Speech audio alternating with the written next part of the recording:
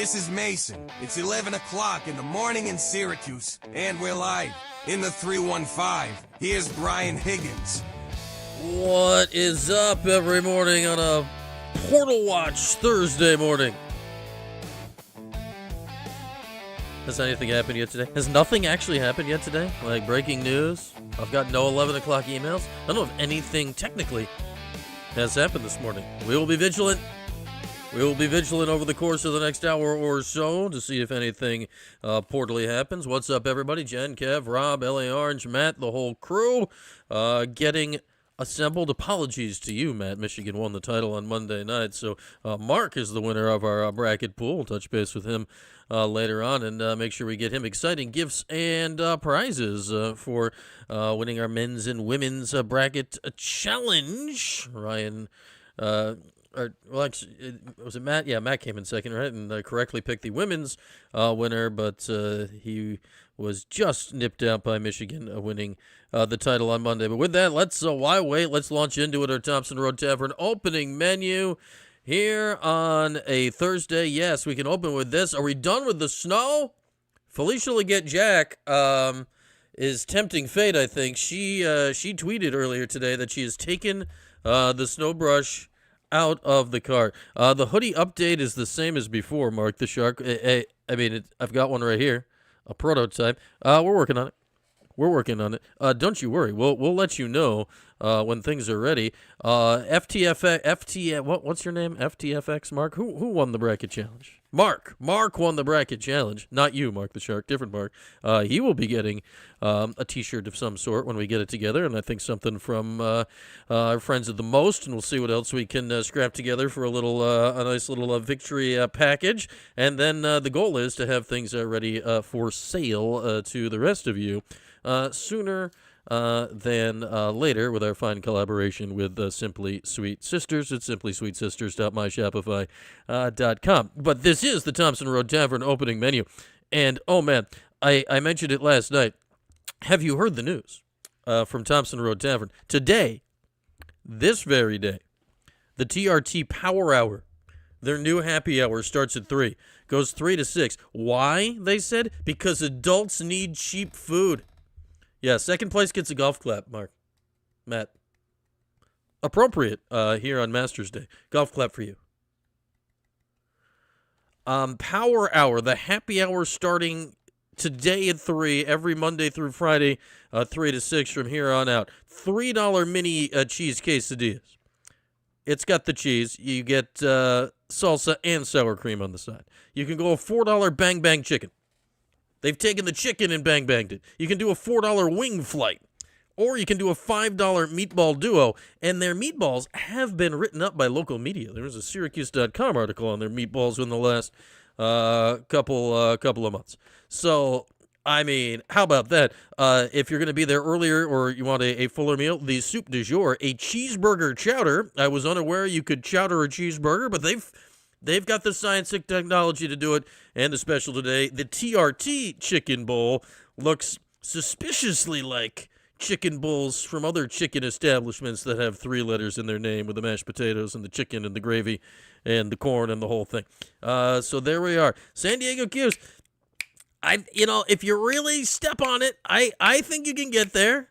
The amount of money you save on food will certainly even out the gas costs, as we're now well north of $4 a gallon here in CNY. So there we are, our Thompson Road Tavern opening menu on the food side of things. On the other side of things, we will have to do a little no wrong answers for Q's Virginia. On the lax side, it is a John Desco Ring of Honor weekend.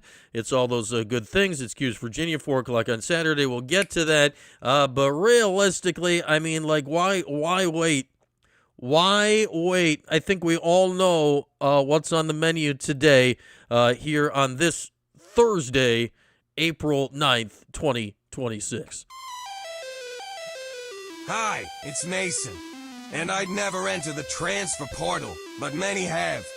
And many Orange will continue to come and go. This is Portal Watch. Again, here's Brian. Thank you, Mason. Mason's working extra hard early in the show today. Yeah, we gotta just, why wait? Portal Watch. Day 3. man, a lot happened yesterday. A lot has happened so far, and here's what I wonder.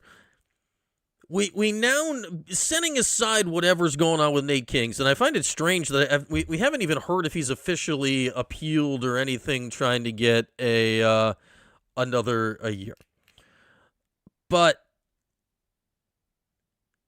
and I keep assuming he is or will or whatever, and realistically, by the way the NCAA has adjudicated things like this in the past, he should get approved for another year. And if he doesn't, we can complain about it. And as Jordan and I talked about it last night, like, some guys you'd be annoyed if they left. Some guys you're like, okay, come on and get a move on, get out the door.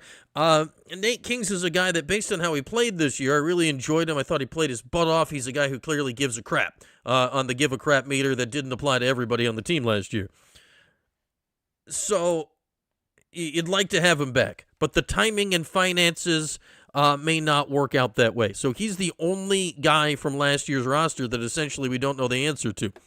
As far as guys returning from last year's roster, it's just two. It's Kiyan and Sadiq, but yesterday they both said it out loud. Yesterday they both said it out loud. Yes, it's a legally distinct recipe, Trotty. I believe it's Lieutenant Colonel Thompson, not Sanders. Different. It's a different branch of a completely different family, and that's all we need to know about that. Actually, I think he may be an admiral. I don't know. It's a Navy. It's a Navy thing. Yeah, I don't know. But so we know they're coming back. We know Gavin Doty has committed from Siena. The report, and that has been done officially. We know that Tasman Goodrick, an Aussie center, Aussie, 6'10" Aussie center, is committed from Siena. And if you, like me, who didn't watch a lot of Siena this year, but watched Siena play in, say, the MAC championship game and watched their game against Duke, you might say something to the effect of, who the hell is Tasman Goodrick? Because he no play in those games. And you might say, why is Jerry bringing over a guy who didn't play in those games? That doesn't make a lot of sense from Siena. But then you realize that Goodrick was the starting center for Siena at the start of the year.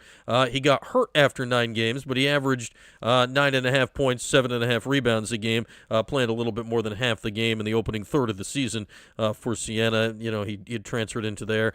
So he's a guy who, my guess, the hope is, right, he's going to slot in as a backed up type of center, and in theory can replace whatever Ibrahim Suare was, who himself announced he was going into the portal the other day. We know all of those other guys are officially gone, right? We know that Suare's gone, Donnie Freeman's gone, Aaron Womack's gone, Cheffing Dewora's gone, Luke Fennell is gone, Nate George is gone, and Tyler Betsy is gone. So wipe our hands clean of that. So now we enter I don't want to call it a lull in Portal Watch, because, we're watching. Things are happening. Eyes peeled, ever vigilant. Vigilance all around.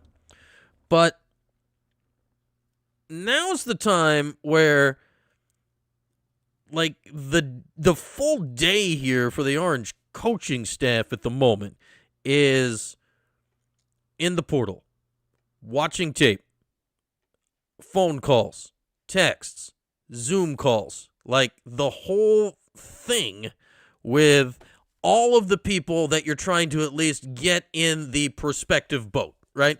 You're out there right now, you're making contact and seeing who at least is going to be a viable option with guys you like due to talent, and you're also trying to figure out costs and NIL budget and the whole thing that goes along with all those things. So we've gotten the 2 quick commitments from the Siena guys, Tasman Goodrick and Gavin Doty. If there's going to be any other quick commitment, and I don't know if this would be the case or not, because I think his market's a little bit different, would be the 3rd Siena guy, who I still expect to end up at Syracuse, Francis Folefek, in that, you know, he's from Lanham, Maryland, which is where Arinze Onuaku's from. Like, come on, dude, follow your guy. But he's also a guy, you know, Sadiq White has said he's coming back. Gavin Doty's there. There could be some, you wonder about positional availability, whatever. I still think he ends up at Syracuse. But he's a guy I think that's going to command some decent interest from elsewhere in the portal. I don't have any necessarily other schools to directly tie to it. When you go searching for it, Syracuse fans are certainly the most in on it for obvious reasons. But I'll be intrigued to see where he ends up, because with his case you'd think he'd follow, but obviously if he goes to like a different mid-major-ish school, his role will be significantly larger than whatever it would be at Syracuse. Though I think he'd play. Then after that, where does Folefak slot into the lineup? I think realistically he would probably slot into coming off the bench, I would think, is where it would be. So, like, does he want to be a backup forward at Syracuse, or does he want a bigger role at a different school? I don't know. So I think that we'll find out during this process. Like, unlike Doty, who grew up around here and wanted to come to Syracuse his whole life and the whole thing, that was not the case for Folefak. He's from Maryland, but he's from Lanham, Maryland, Arinze Onuaku's hometown. He got just coached by Arinze. Arinze's on the Orange staff. Jerry, the dots are not that hard to connect. I still think he ends up at Syracuse, but if he is one that ends up somewhere else, who's going to be shocked by that? And then you get into, Mike McAllister's world. Lists and lists and lists. Who are they in touch with? Who's possible? We spent a lot of yesterday on a Portal Watch, delving into the life and times of the Mingo family. Caden Mingo, Penn State's point guard, in the portal. Dylan Mingo, his younger brother, a North Carolina commit. Both of them from Long Island. Both of them went to Long Island Lutheran High School, a.k.a. Lou High, a.k.a. they played with Cayenne Anthony. So there's a lot of ties with the Mingo family to Syracuse. But right now, aside from Folefak, and obviously Gavin Doty, who's already in the fold. So aside from the Siena guys, most of the names potentially tied with interest to Syracuse right now fit rather neatly into two categories, and they fit into two categories that make sense. San Diego Q's tossing in another name there, Colgate's point guard. Who knew? Syracuse didn't play Colgate this year. I'm not up on their current point guard. One of their previous point guards is at Gonzaga. But the list out here by Mike McAllister right now is point guards and centers. That's the list. The list right now is point guards and centers. And Syracuse obviously needs to get, at absolute minimum out of the portal going forward, a point guard and a center. And I don't mean like a point guard and a center. At minimum going forward, they need to get a starting point guard and a starting center out of the portal. Like, the starting center is not going to be the Siena guy. That would hurt my brain a little bit. And there's nobody on the roster right now that is starting point guard caliber, or really even necessarily point guard caliber on the roster right now, with Nate George out and Luke Fennell out and the whole deal. I'd also like to see a backup point guard of some sort as well. Could that be Ryan Mesh? Potentially, but that's a lot to put on a freshman. So here's a list. This is from Mike McAllister's article this morning. Francis Folefak did retweet, on the gram. He put it out there on the gram of Cayenne returning. That is true. Nature's Sweet Melody. So, yeah. Centers, or big guys on the list. Riley Allenspatch of George Mason. Japri Estrella. There's the most smoke around Estrella right now from Tennessee. Estrella, as our intrepid portal reporter Jordan Capozzi noted the other day, Estrella and Gavin Mesh are following each other on Instagram. There's some sleuthing for you. Center Drew Fielder from Boise State. Center Colby Garland from San Jose State. Center Matt Gilhool from LSU. I want to say he was a former recruit out of high school, was he not? If that name sort of sounds familiar. Center Najee Hines from Seton Hall. And that's it for the centers, and also just for fun, Peter Majstorovic is on the list. Majstorovic actually had a very nice season this year for Long Beach State on a team that stunk. And then there are a bunch of guards on the list, most of them of the point guard position. Former Miami Hurricane, now former Alabama Crimson Tide guard, Jaleel Bethea. McNeese State, Quadir. Their guard, Garway Duel. Who else do we got on the guard thing that McAllister has that Syracuse has been in contact with? Did I say Colby Garland from San Jose State was a center? He's not. He's a guard. I read that incorrectly. Dell Jones is a guard from Radford. We mentioned Caden Mingo from Penn State. The name DJ Wagner's on here from Arkansas. He's in the portal. He's obviously he's had a kind of a weird college career. It's DeJuan Wagner's kid, who was a massive recruit coming out of high school and hasn't quite lived up to it. Our old friend who probably exists, or maybe not, Chance Westry, who had a very nice season for UAB this year. Alex Wilkins, a big point guard from Furman, and Jeremiah Wilkinson, who's more of a shooter, but a smaller guard out of Georgia, and Rob Wright from Brigham Young University. So, I basically read you the whole list that McAllister has out there this morning, minus Full Effect. And besides Full Effect and Majstorovic on here, the list is guards and centers. Guards and centers. Guards and centers. Guard center. Guard center. Guard center. The Mingo family can't necessarily shoot. I would like to do that. And then to whoever said I keep combining Gavin Doty and Ryan Mesh into one superhuman, Gavin Mesh, Nature's Sweet Melody. We'll fix that sometime, maybe. We got a few months to do that. JP Estrella, there's definitely some smoke around that. Yes, I say Alan Spatch, and now Spatching the Wheeze is going to go blow up the Queen. Look out. I personally would prefer a point guard that can shoot. Caden Mingo, at least this year, I didn't watch a second of him play basketball, but the numbers tell me he, at least this year, did not shoot. I don't know if that's a can't shoot, but a didn't shoot situation. San Diego Cuse likes Alex Wilkins from Furman. We can dig a little deeper on Alex Wilkins from Furman. Alex Wilkins Furman. What's your deal, Alex Wilkins from Furman? He's a 6'5 guard from Massachusetts, weighing 175 pounds, who has completed one season of college basketball as a Furman Paladin, in which he averaged 17.8 points a game as a freshman. Oh, that's nice. He shot 32.8% from three and decent volume, made almost 2 a game. That's okay, but he's a freshman. You can see that going up. 4.7 assists per game. He did turn the ball over 3.8 times a game. So that's a little pricey, but again, he's a freshman and clearly had the ball a lot for a Furman team, but a 6'5 guard. So there's a little something there.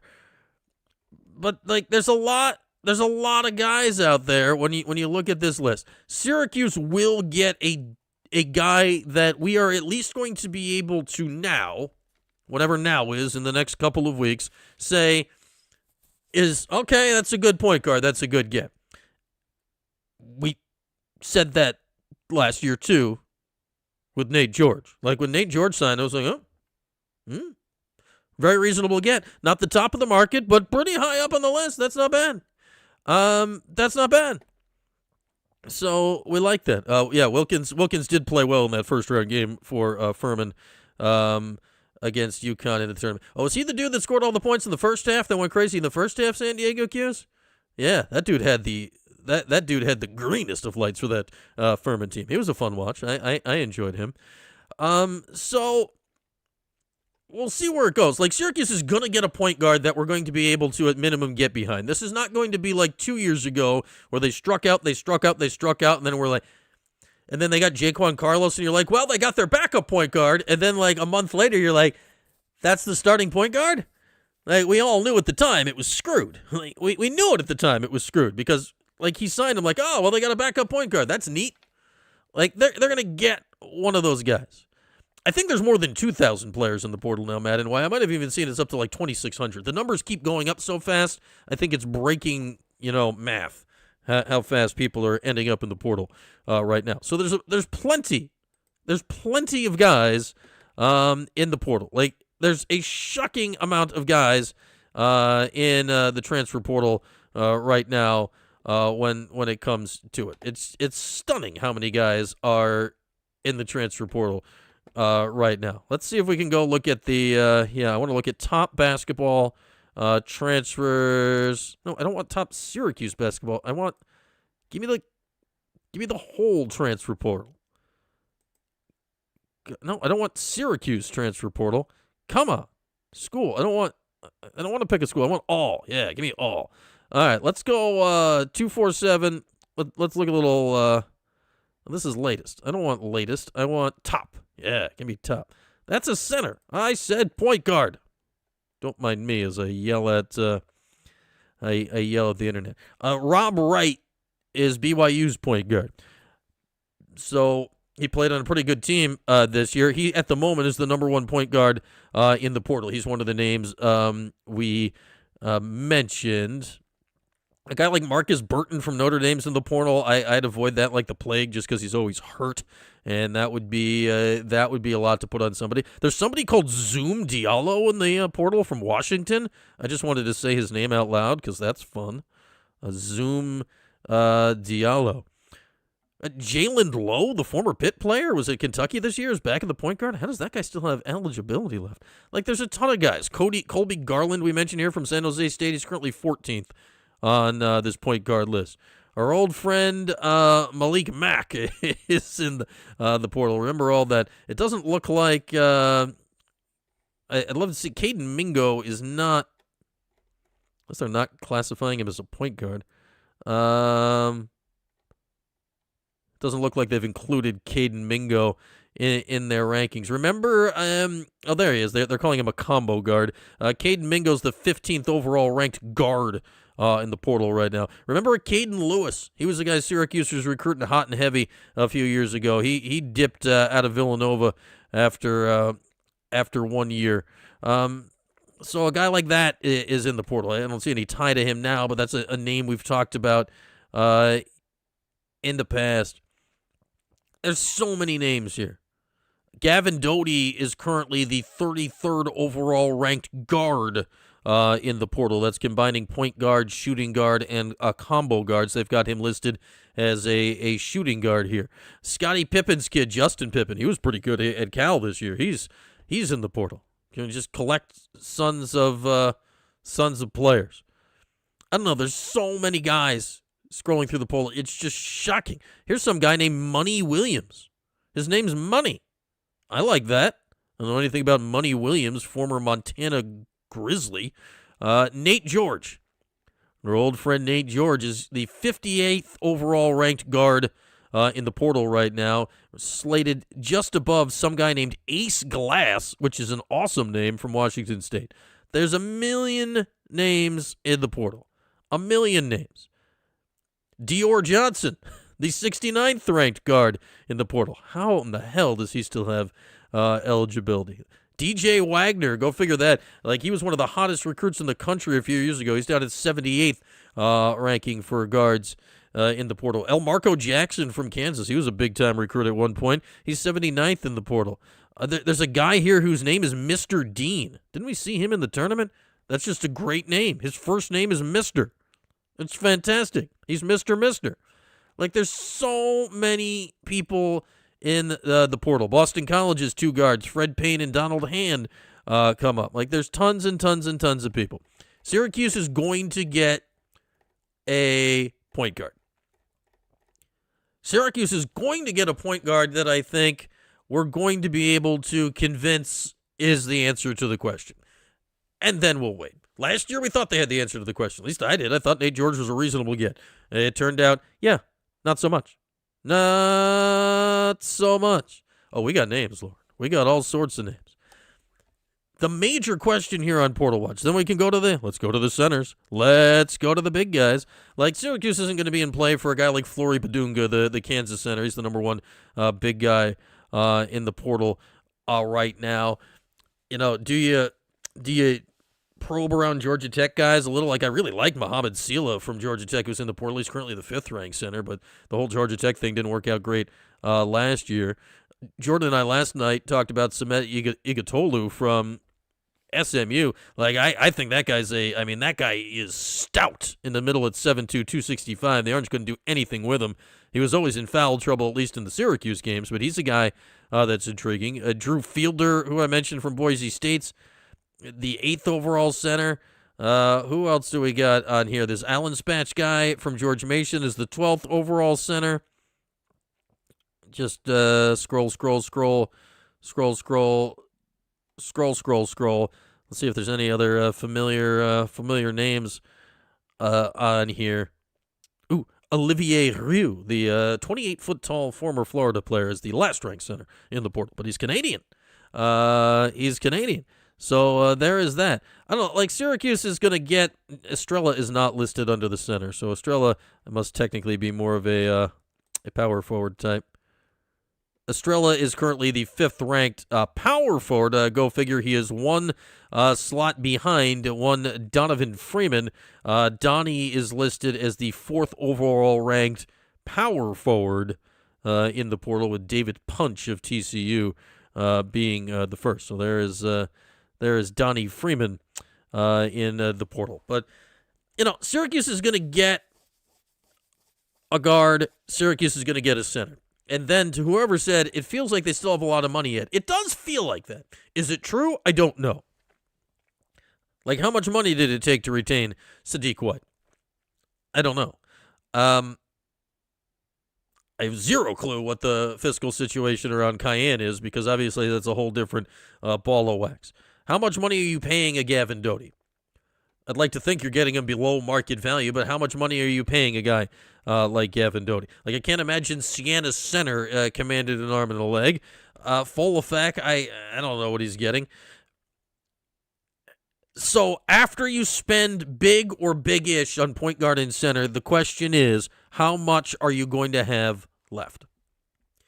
Because I think the how much money you have left question after you spend on point guard and center is directly going to determine what the ceiling of the team is this year. Because if you got enough left to go get a legitimate wing, like a legitimate wing basketball player, if you got enough to get a guy that you can toss in as your starting 3 that can shoot, that is a legitimate 3, now you got yourself a team. Like, if you're telling me you got a legit point guard that can run the team, shoot it, and, get to the rim out of the portal. If you tell me your shooting guard, if you got Cayenne, Doty, guys like that, I'm like, oh, okay.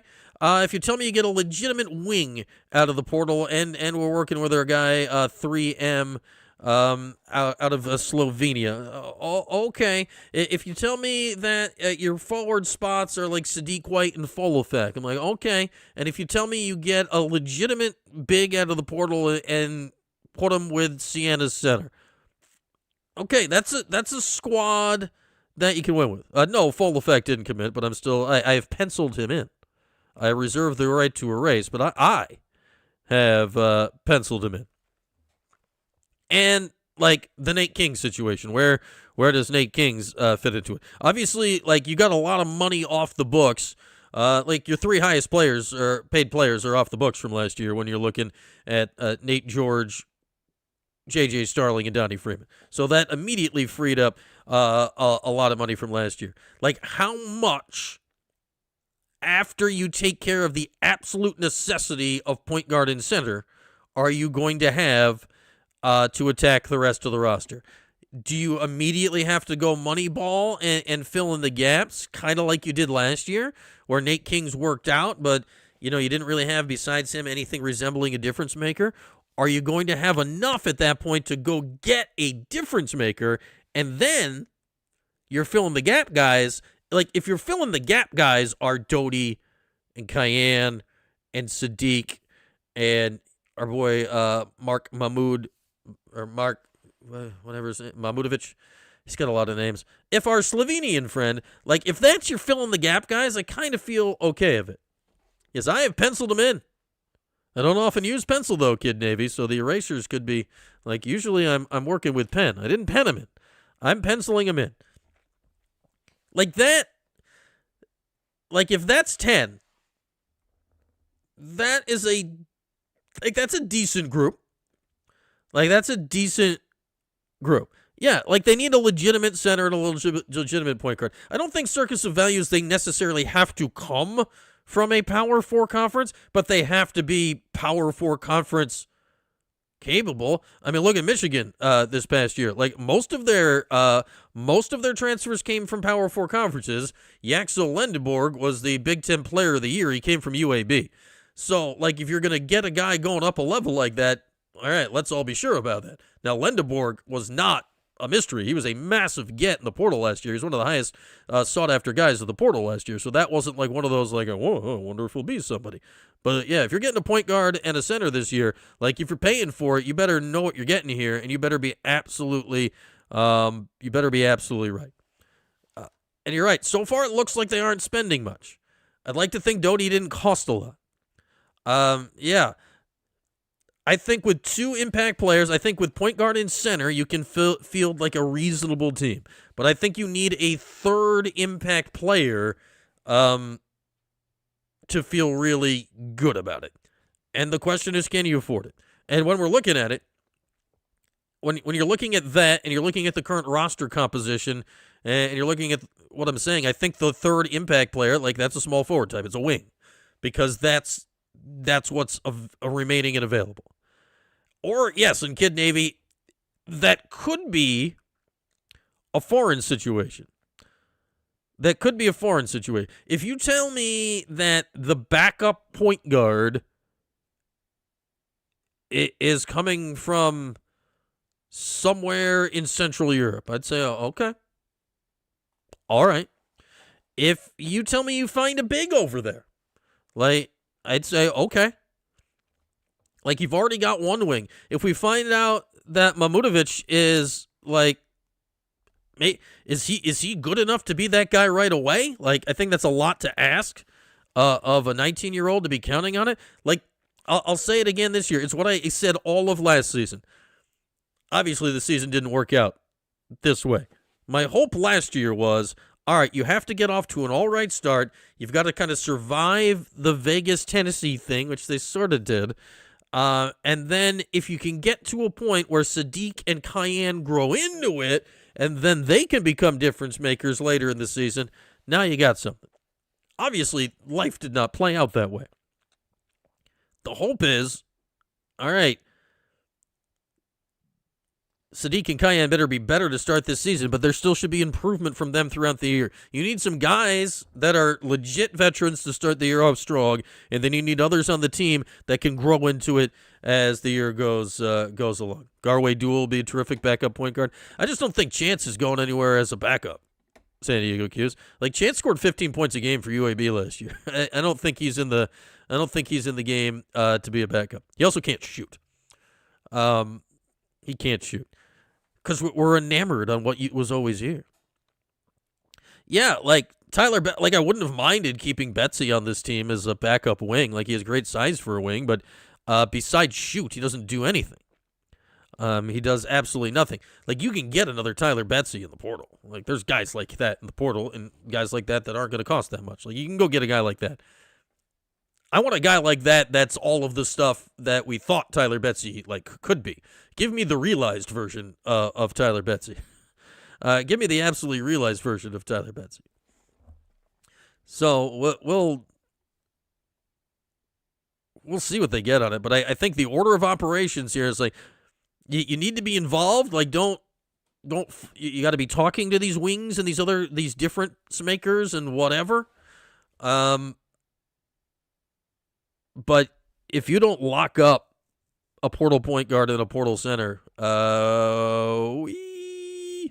got a big problem. You heard Betsy? You've got Betsy rumors?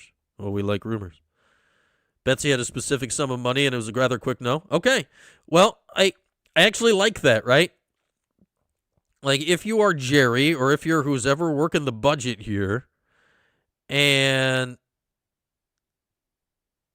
Why aren't there wings in the portal they can get, Nature's Sweet Melody? Why not? If they have if you have money, you can get them.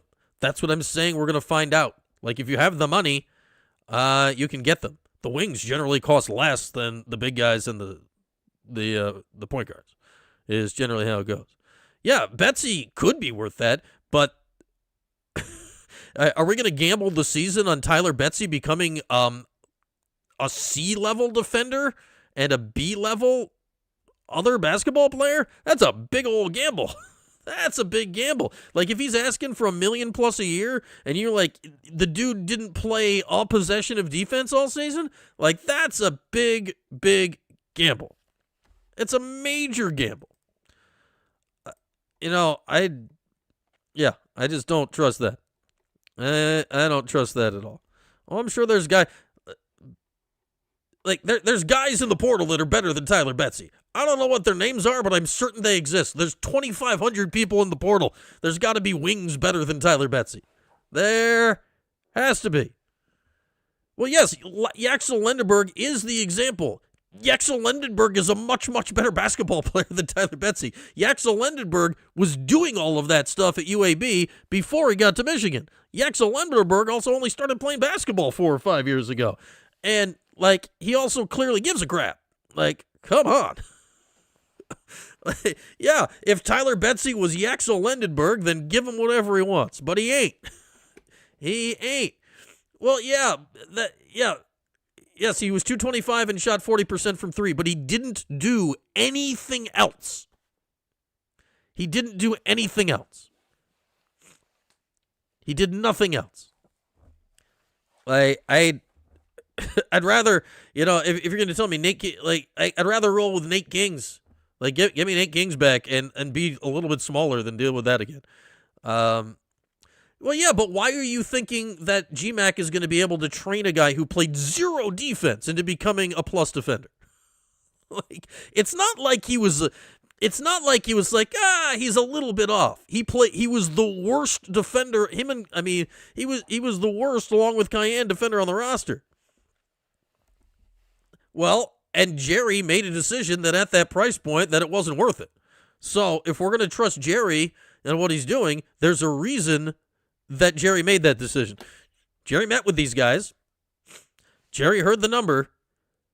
Jerry did the math and said, all right, even if I can coach this guy up, I can't coach it. If Jerry's saying I don't even trust myself to coach him up to that level, what does that tell us? Well, what's that tell us?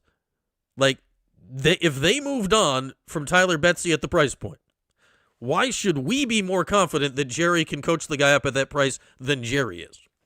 If Jerry is telling us that, I ain't doing that, what does that tell you? Come on. What does that tell us?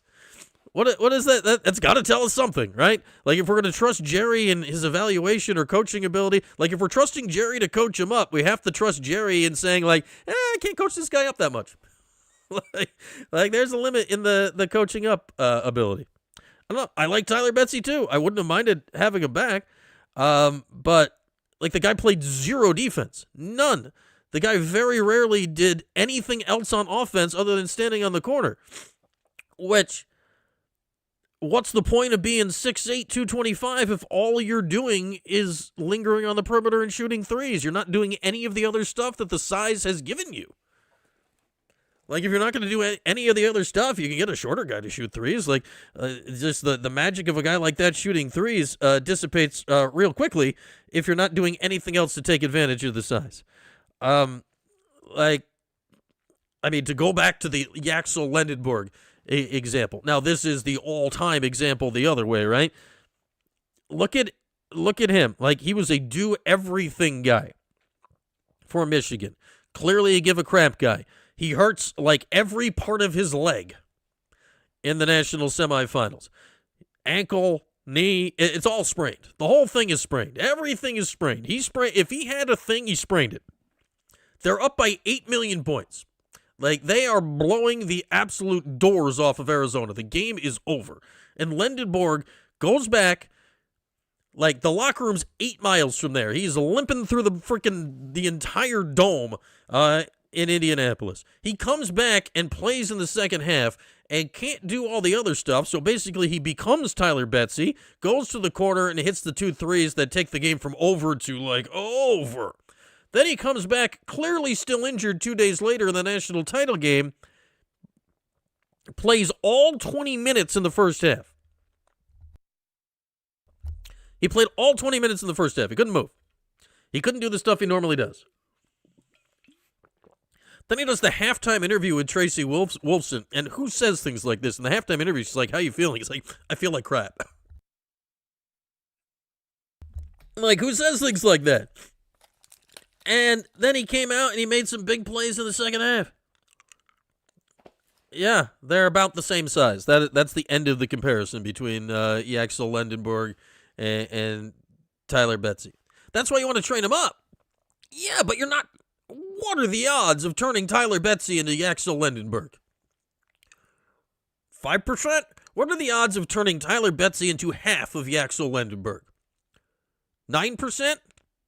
Like, this is economics here. This is supply and demand. Like, if you're telling me that it would cost $1 million or whatever for the 8% shot that you can turn Tyler Betsy into half of Yaxel Lendenberg, like, that math don't work. That math does not work. Yeah, like, Tyler Betsy was a large, stationary three-point shooter. That's all he was. What are the odds he became something different? Not high. Yaxel Lendenberg is the same-ish size as Tyler Betsy, but has a motor that doesn't stop, like, the dude was playing through a sprained body. Like, everything was sprained. In an era where people, like, look at Darren Peterson at Kentucky. In an era where people don't do this anymore. That's why I like Sadiq White. Like, Sadiq got hurt in that second to, like, the regular season finale, right? Or the second to last game. He didn't need to play in that ACC tournament game. There was nothing on the line. And he got himself back out there. That's why I kind of like the cut of Sadiq's jib. And I hope he gets some functional strength on him here this offseason. I don't think Tyler Betsy's a bad dude, but Tyler Betsy did not fall into the give a crap category this season. Yeah. So, there we are. Yeah, like, the odds are low. If the price was low, I'd say great. Like, if the price was half that and he wanted to come back, that's worth it. That's worth it. Because he is 6'8" and shot 40% from 3. That is valuable. But it's not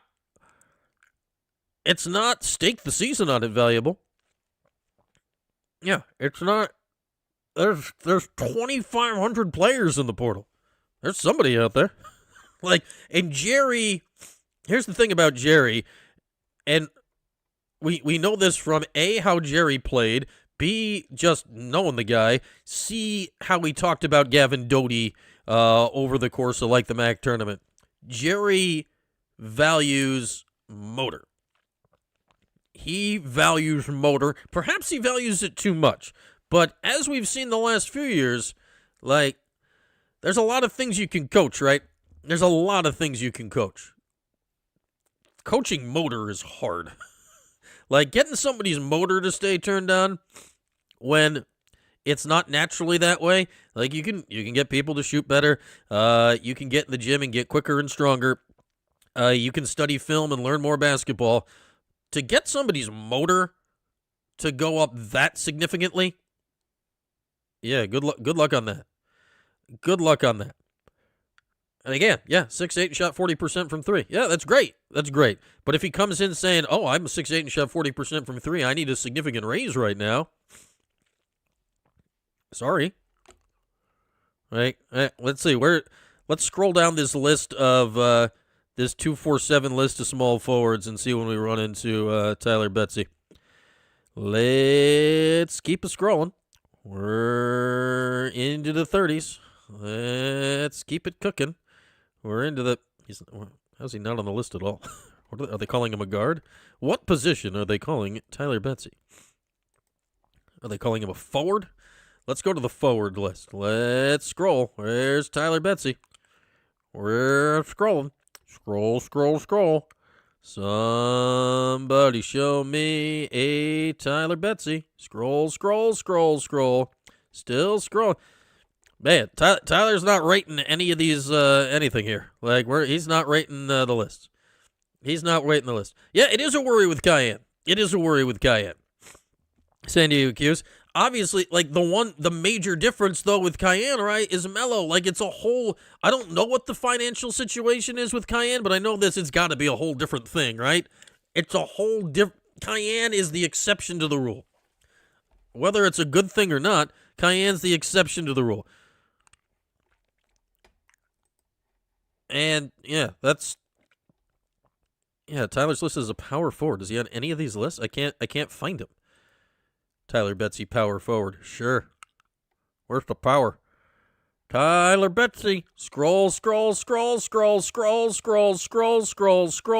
there's nowhere else to scroll. Yeah, he's not even in the top 50 at any of the forward positions listed on 247 right now. Check out Blake Barkley. I like the name. What position does Blake Barkley play?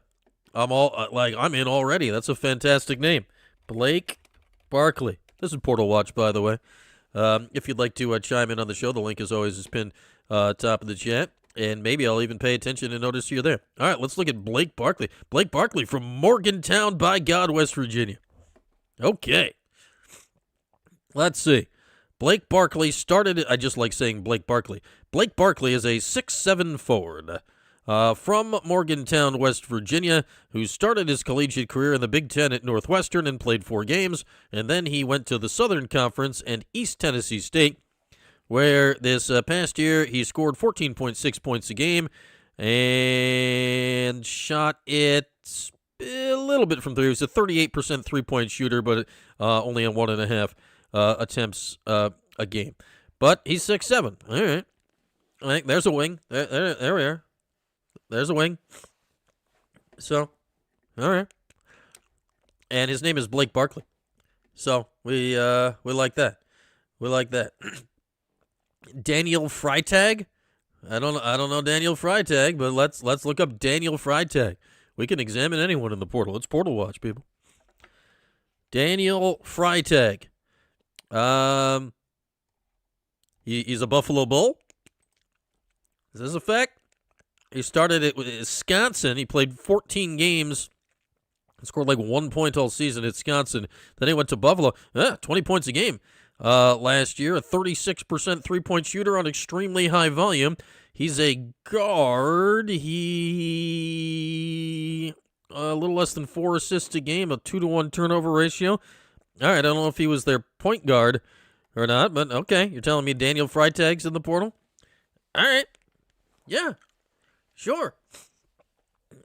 No one here cares about the Masters. You have 2 screens on right now. I do care about the Masters. I should take a look at the leaderboard. I just have not. I also have 2 screens right now, but all to service you guys. And it's not actually on TV yet, so the big screen to my left is useless at the moment. Let me pull up the Masters leaderboard. Let's pull up the Masters early leaderboard. The sights and sounds of the Masters. Tradition unlike any other.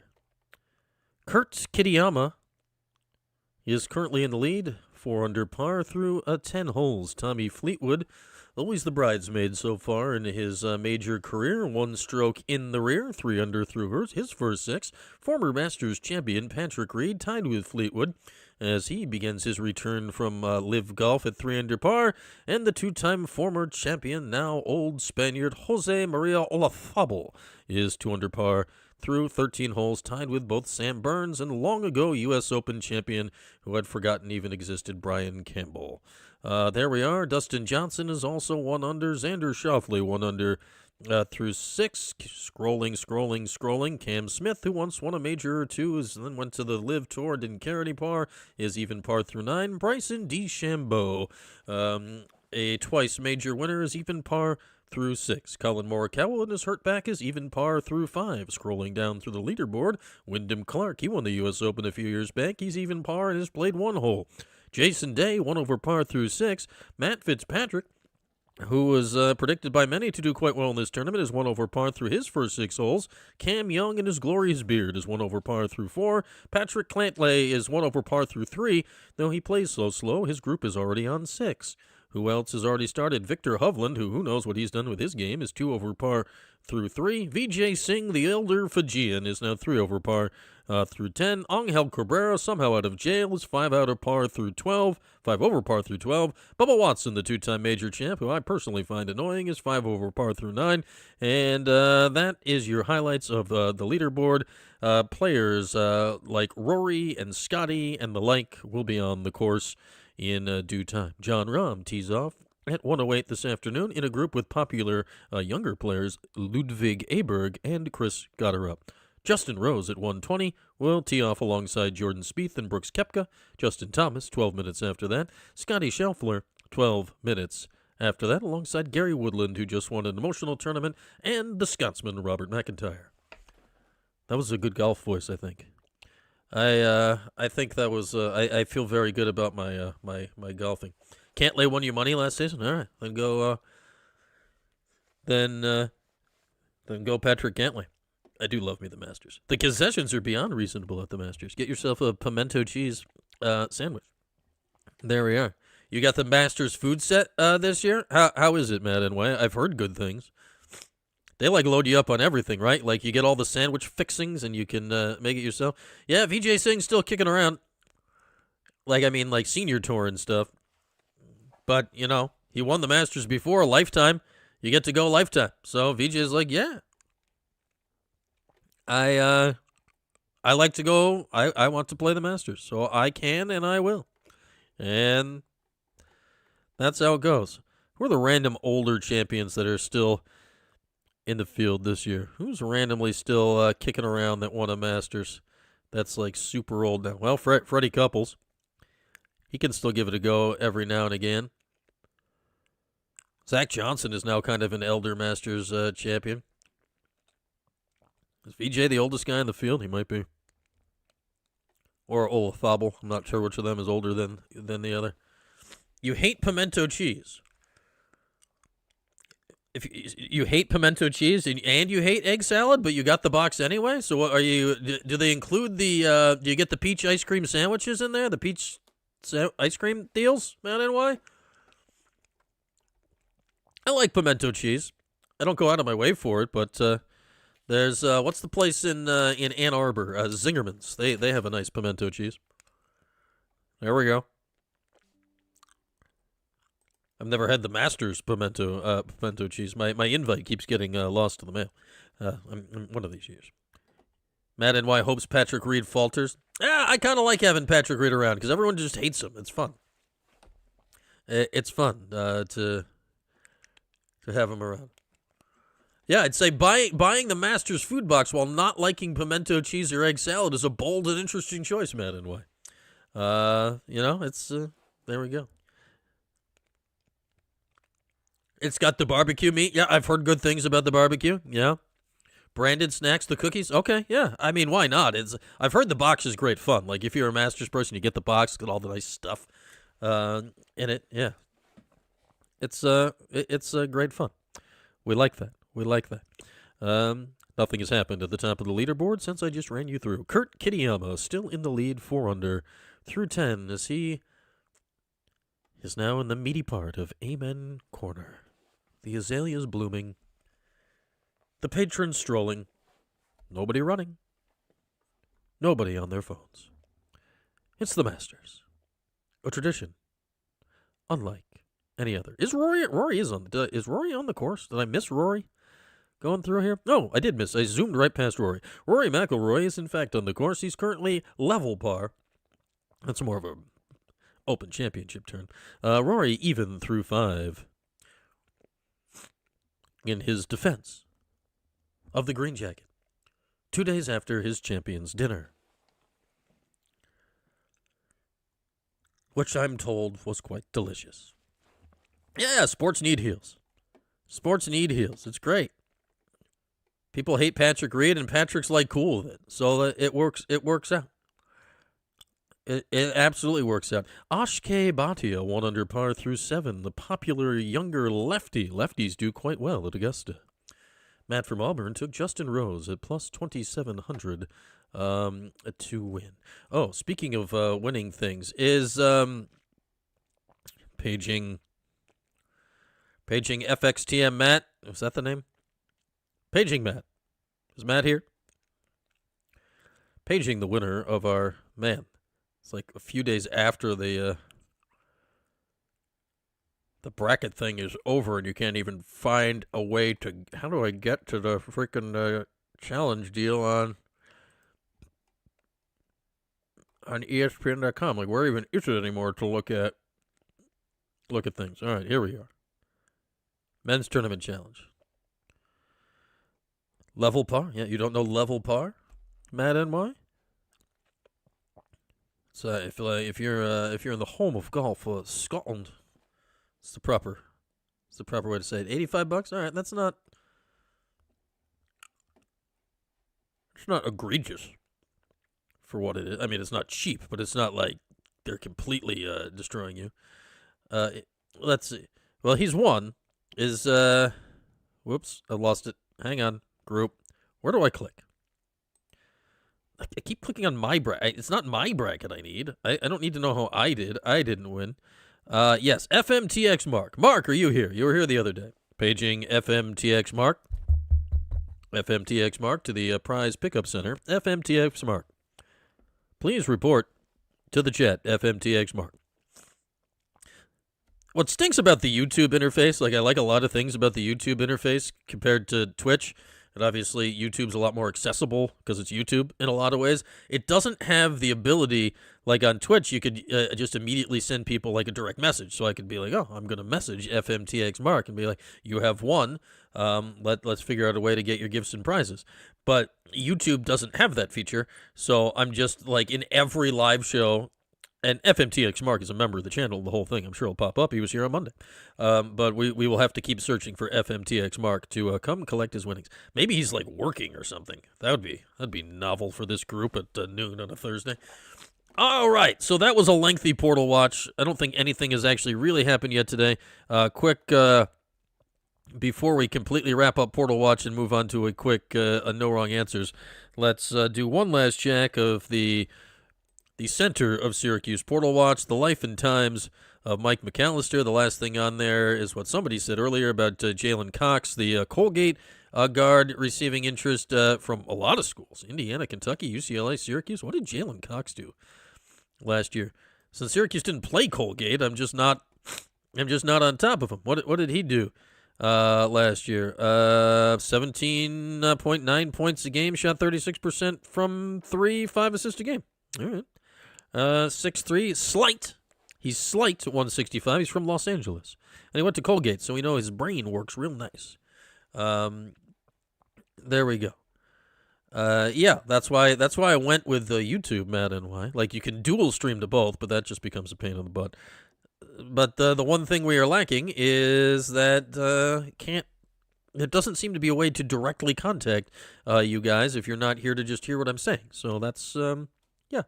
We'll find FMTX Mark at some point. But with that, we will put a bow on Portal Watch for today. And now it is time to get us set up for the weekend. Hi, Mason again. It's time to find out exactly what's going to happen in the next Syracuse game. This is No Wrong Answers. Here's Brian. Thank you, Mason. Busy day for Mason. This is No Wrong Answers ahead of a busy, very busy day inside the Dome this weekend. Women's lax at noon, men's lax against Virginia at 4, and then the spring football game will be Saturday night at 7:30. This is a No Wrong Answers for the John Desco going into the Ring of Honor, always anticipated, regardless of records, Syracuse and Virginia lacrosse game. And suddenly the anticipation is returned to this game because a month ago, not even a month ago, like 3 weeks ago, Virginia was 3-4, coming off a couple of not good seasons, certainly by their standards, and wallowing and looking like not only would they miss the playoffs, but making the ACC tournament was a long shot. Then first they beat Utah, and who paid attention because it was Utah. Then they beat Dartmouth, and who paid attention because it was Dartmouth. So then they were 5-4. Then a week and a half ago, they welcomed the then top-ranked Notre Dame Fighting Irish to Charlottesville, Virginia, in a game where nobody predicted Virginia to win, even though it was at Klockner, and it was just assumed that Notre Dame would wipe them off the planet. Final score, Virginia 11 and Notre Dame 9. Then a week later, Virginia drove, it's like 3-ish hours to the south and to the east from Charlottesville, and ended up in Durham, North Carolina, to take on Duke.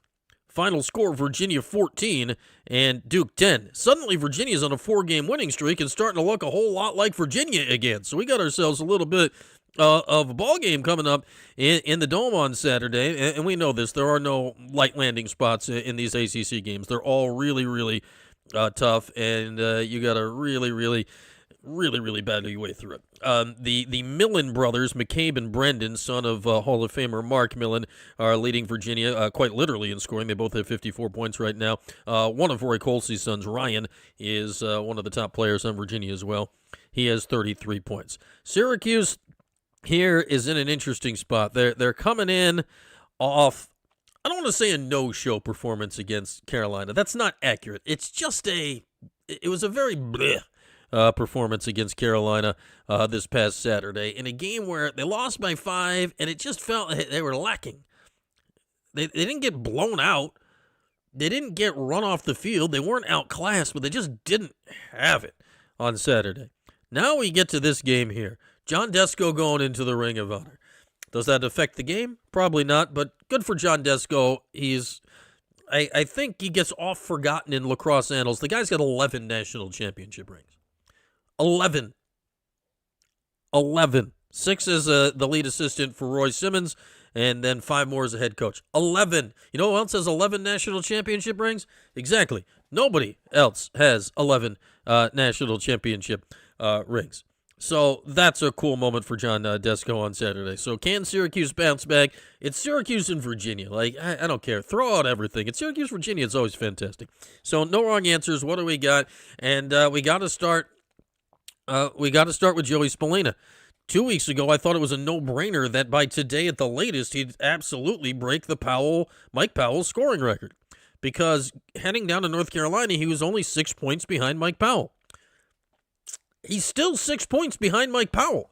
So, okay, now to ask him to get 7 in a game against Virginia, that's a lot of points. I will say no wrong answers in this game, that Joey Spallina leaves the Dome Saturday night tied with Mike Powell atop the Orange all-time scoring list. I'll give him 2 goals and 4 assists to get to 307 on the button. Of course, I did say the same exact thing last week.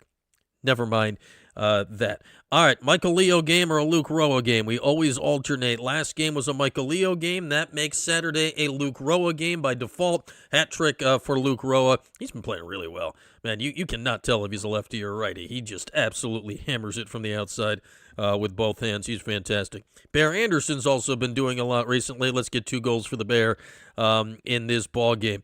Face-offs. John Mullen went against the best in the country last week against Carolina and did okay. Virginia's squad of Griff Meyer and Henry Metz is okay. Both are slightly above 50%. Mullen has not been the absolute beast he was last year. He's been fine. I think he'll be fine in this game. He'll win 55% of the faceoffs. It won't be a dominant performance, but it will be a good performance in the game for John Mullen and for Syracuse. So we always predict Billy Dwan to score a goal. That's how no wrong answers work, so Billy Dwan will score a goal against Virginia on Saturday. Jimmy McCool got pulled from the game in the third quarter last weekend, really was not playing well. His job's not in jeopardy or anything like that, but he just, he hasn't put together a full game in a while. Even in the Syracuse winning streak, he had some great closes to games. I still really favor Jimmy McCool. I think we get a bounce-back game from Jimmy McCool today. I think he steps 57% of Virginia's shots in the afternoon. All right, here's how this is setting up. We got a triple header in the Dome. We got women's lax, men's lax, spring football. We got John Desko Ring of Honor. We got Joey Spallina on record watch. We got Syracuse and Virginia, which year in, year out is always highly anticipated. Throw out the records, which are generally really good. Virginia's playing well. Syracuse had one off game back in the Dome. I think we're getting to Syracuse, Virginia. I think we are getting a fun game Saturday afternoon in the Dome. No wrong answers. Final score 15-14, up and down, flying around, back and forth. Lots of fun like Syracuse and Virginia of old. We're going to go 15-14 final score. Syracuse knocks off Virginia on John Desko Day and gets back in the win column after last week's loss to North Carolina. Remember, we'll be hanging on Twitter during the game, X, if you like that one. Instead, they're the same thing. And after the game, get immediately right back here. And we'll be talking Syracuse Lax here on the postgame show. We'll have Gary's full postgame press conference and players. We'll hear from Lars Tiffany as well, probably. We've been getting the opposing coach also, and lots of stuff like that. We'll take your calls, and we'll do it up nice after the game on Saturday. There we are. Little no wrong answers for Syracuse and Virginia lacrosse. All right, everybody. There we are. A lot of Portal Watch. A little no wrong answers for you. It brings us to the end of our time together today. Next live show will be Saturday. The post-game show. Get on the stay tuned on the social media. Like we are locked and loaded on Portal Watch. Ever vigilant. Let me know if you see something. I'll let you know if I see something. It's a trade of information. There's a lot of stuff going on. So vigilance on Portal Watch here on day 3. All right, everybody. Thanks for hanging out here on this Thursday. Enjoy the rest of your day. Enjoy the Masters.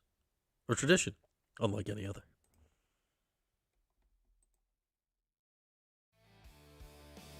Thanks for watching the 315 with Brian Higgins. Don't forget to like, subscribe, and turn your notifications on. We'll see you next time.